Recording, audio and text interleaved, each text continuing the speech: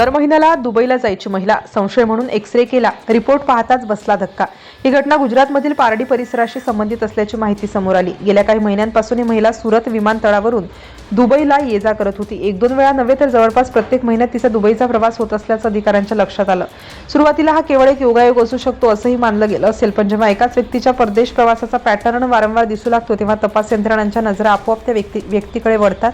या महिलेच्या बाबतीतही अगदी असंच काहीसं झालं। तिच्या प्रवासाची माहिती तपासण्यात आली आणि तिच्यावर वारंवार होणाऱ्या दुबई फेऱ्यांमागे काहीतरी वेगळं कारण असावं असा संशय निर्माण झाला। मात्र त्या क्षणी अधिकाऱ्यांकडे तिच्या विरोधात ठोस पुरावा नव्हता, त्यामुळे घाई न करता तिच्यावर बारकाईने लक्ष ठेवण्यास सुरुवात करण्यात आली। सुरत विमानतळावर प्रवाशांच्या प्रवासाशी संबंधित माहिती तपासण्यासाठी अत्याधुनिक यंत्रणा वापरली जाते। एखादा प्रवासी किती वेळा परदेशात गेला, कुठे गेला आणि त्याच्या प्रवासाचा पॅटर्न कसा आहे याची माहिती तपास यंत्रणांना मिळू शकते। याच प्रणालीच्या माध्यमातून या महिलेच्या वारंवार होणाऱ्या दुबईच्या प्रवासाकडे अधिकाऱ्यांचं लक्ष गेलं। तिच्या हालचालींचा अभ्यास सुरू झाला। प्रत्येक वेळी जी विमानतळावर आली की तिच्याकडे वेगळ्या नजरेने पाहिलं जाऊ लागलं। मात्र बाहेरून पाहता तिच्या हालचालींमध्ये काही असामान्य दिसत नव्हतं। ती इतर प्रवाशांप्रमाणेच विमानतळावर येत होती आणि प्रवास करत होती, पण तपास अधिकाऱ्यांना एक प्रश्न सतावत होता, जर तिचा प्रवास खरंच सामान्य असेल तर ती एवढ्या कमी कालावधीत पुन्हा पुन्हा दुबईला का जात होती? आणि मग आला तो दिवस 7 जूनचा।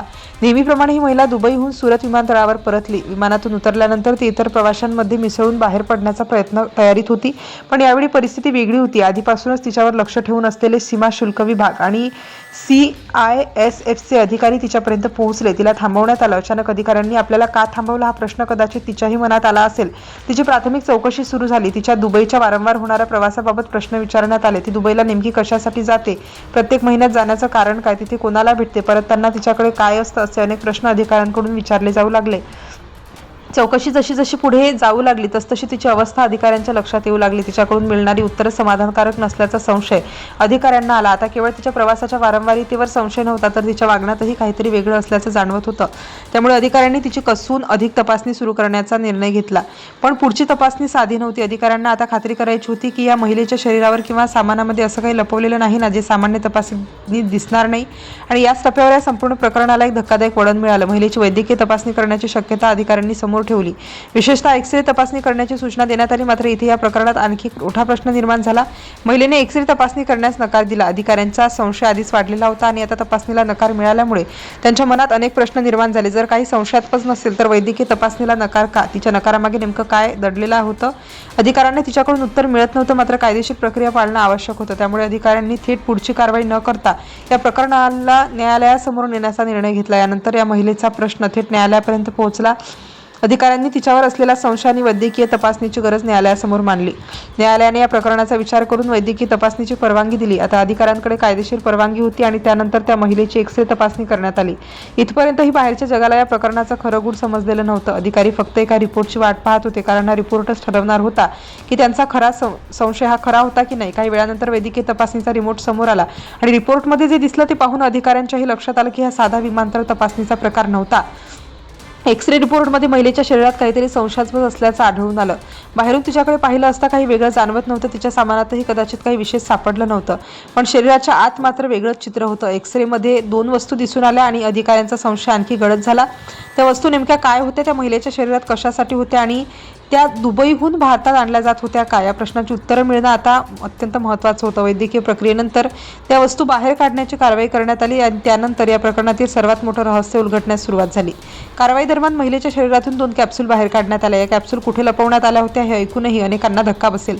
सामान्यतः बॅगेत, कपड्यांमध्ये किंवा एखाद्या वस्तूंमध्ये नव्हे, तर महिलेने त्या आपल्या शरीराच्या अतिशय संवेदनशील भागात लपवल्या होत्या। तपासणीपूर्वी तिच्यावर संशय घेण्याचं एक महत्त्वाचं कारण ठरलं होतं का? हा प्रश्न आता उपस्थित झाला। मात्र त्या कॅप्सूलमध्ये नेमकं काय होतं हे अजूनही स्पष्ट झालेलं नव्हतं। अधिकाऱ्यांनी त्या कॅप्सूलची तपासणी केली आणि काही क्षणात या संपूर्ण प्रकरणाचा खरा चेहरा समोर येऊ लागला।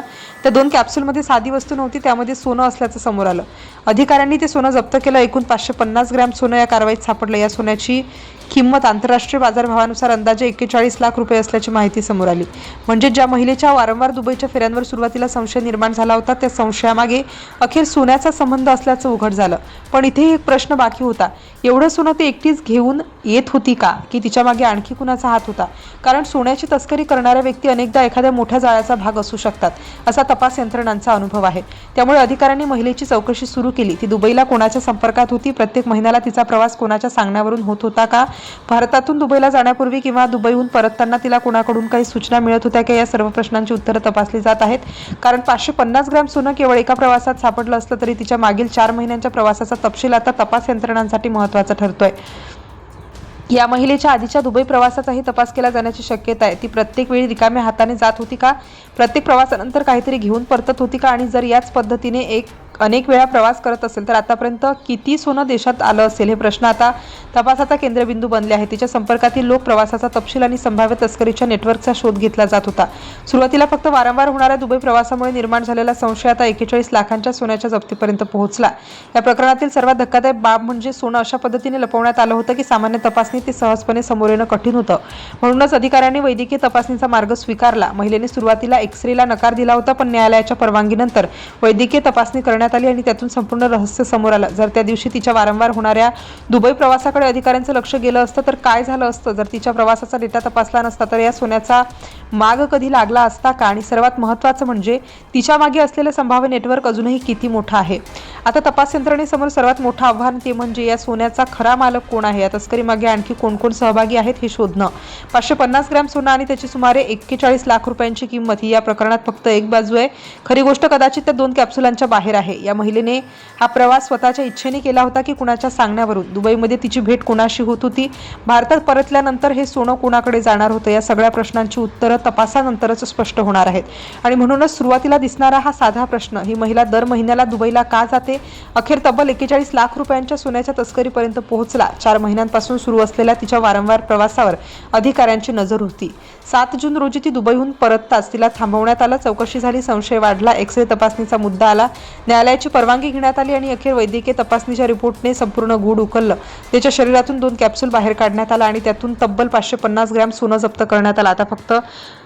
आता प्रश्न फक्त सोन्याचा नाही, तर या सोन्याच्या मागे असलेले संपूर्ण जाळं किती मोठं आहे याचं आहे. आणि या प्रश्नाचं उत्तर मिळेपर्यंत या प्रकरणातील आणखी कोणती धक्कादायक नावं समोर येतात याकडे सर्वांचं लक्ष लागलं आहे.